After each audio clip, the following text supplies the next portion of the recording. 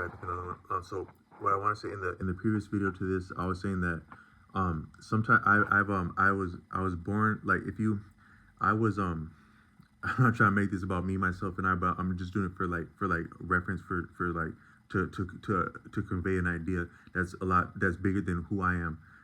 But it just speaks to the human experience. But I'm just using myself as a case in point. But so I was born like at the exact, if you take, so you take a childhood, the age of minority, that is before we become a recognized legal adult, of majority above 18, but the legal designation of childhood is from zero to is from birth to 18. Um, and then so but you can that I think that's a little bit, some of that's a little bit malleable because when a person is within that range, like say adolescent to teenager, some penalties, like some legal penalties, a young person can receive penalties as though they were an adult. They can actually have the full brunt of the law leveled against them.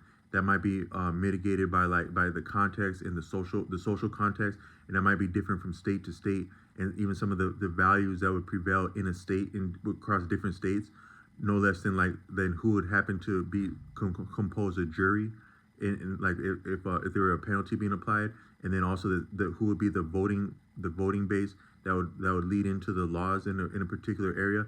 So a little bit of what it is to be like what actually is childhood from 0 to 18, from birth to 18, or maybe actually to be exact from conception to 18, is a little bit, is actually arbitrary in the truest sense. Actually, age itself, I'll maybe do a video at some point just enunciating that age is a little bit arbitrary as we're given it, because we're a lot of things we're given numbers hard fast, because that's more of a function of control and power than actual a living organic human reality. The numbers being applied strict fast is arbitrary, and that's actually can probably play out in a lot of circumstances where you get into different existential or there's some word for dilemma, like you get to an ethical dilemma that is a function of the fact that you are overlaying a preconceived man-made concept. Even numbers are still a man-made concept, because we don't have numbers in nature. We have congruence, symmetry par excellence in nature, such as the symmetry between a set of twins, or just we have a lot of sets of symmetry in nature, and patterns, and a lot of doubles and triples. A lot of dynamics are like triple, like I've referenced that, and then a lot of beings are dual, like we have like two brains, two eyes, two nostrils, in symmetry more or less. And I've said that according to Arthur Avalon had said that. And then some of the structures that would appear singular in the human being are can be seen easily in two. And even like if you take your intestinal tract, you actually have two sets of intestines, the large and small intestine, just along that line, to show how duplex that is. The human being, the human body, the human structure is duplex. But it's still not a number at that point. It's still it's symmetry, but it's not a number, because a number is defined and settled, and a human being is not defined and settled.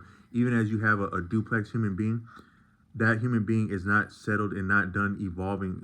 That's a temporary expression and iteration that you have presented with you as a human being.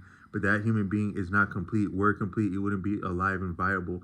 So even from the fact that human beings are duplex, it still doesn't go to reason that numbers exist hard and fast in nature, as though we overlaid numbers onto nature and one another.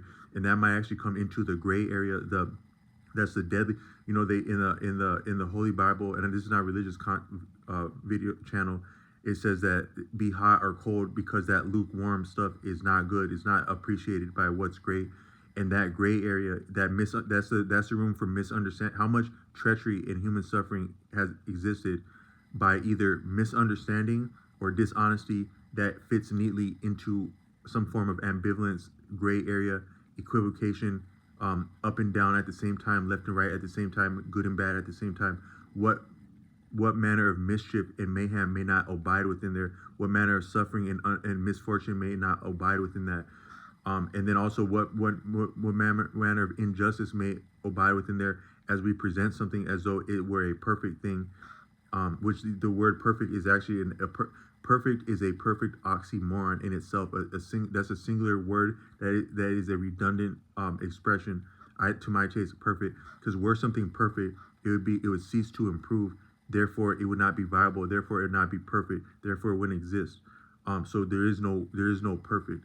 But we take things as because people have like studied some big words, and like they can reason different things like in like a legal context or philosophy, because actually legal implications of law are actually philosophy. If you were in the strictest sense, law is actually a form of philosophy. A lot of people don't appreciate anything philosophical. Like, oh yeah, we got another philosopher. What are you, a philosopher? Most people wouldn't appreciate that, or they think it's more sophisticated than it has to be. But really, they would appreciate the law applied to their backside, what's agreed upon as law applied to their backside, and that's a function of philosophy in itself. So a conversation like this is not treacherous or egregious or outside of law and mores, and like introducing discussion. But and I'm not advocating to change anything that I could improve upon or anything. According to Osho, the order, you cannot hasten change, you cannot rush change, and you also cannot obstruct change. Change is change, and change will happen. And so that's not mine to bring about change or to interfere with change. Change is simply a natural reality and process that we abide within, that we abide under. We abide under change, not over change. But the struggle is still ours to forge and create. But just in the interest of truth is the only thing I'm going with this channel, is that numbers are value is ours to create and fashion constantly as we exist. That's our prerogative as human beings. When you preconceive value, because a lot of like what you would appreciate as law or philosophy, it's another way of expressing value. These are what our values are. But values are open to change and to be improvised and added to by people who are yet conceiving and fashioning what it is to be human. That is still be created as I speak.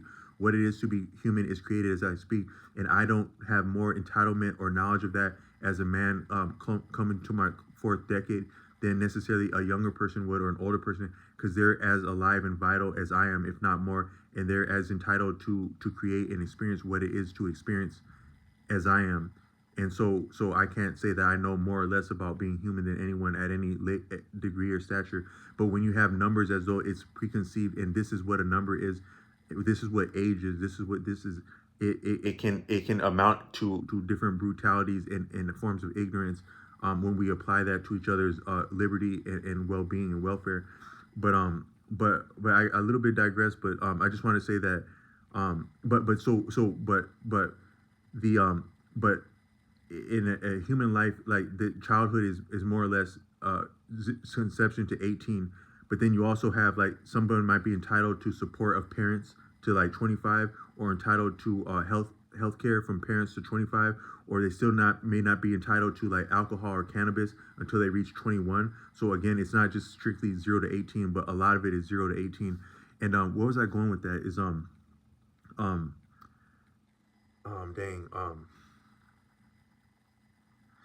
I a little bit lost the train of thought of where I was going, referencing the age of majority and minority with that. Um, uh, but human beings, they develop differently within that, and so you have different ranges of like what it is to be mature and still be learning within that. And so one person's government age, like people would say your government name, your government age is not necessarily all of what you are constituted as nor capable of.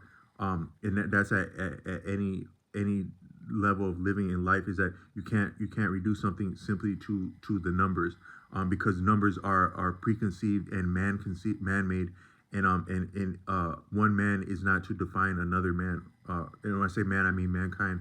It is not to one man to define another man, I don't think. So that's some of what you come up against in like things of like law and whatnot, is that it is somewhat a man or a group, a body of men, defining value, and also the opportunities of liberty and health to other people, and it can amount to brutality and injustice as much as it's ostensibly about justice.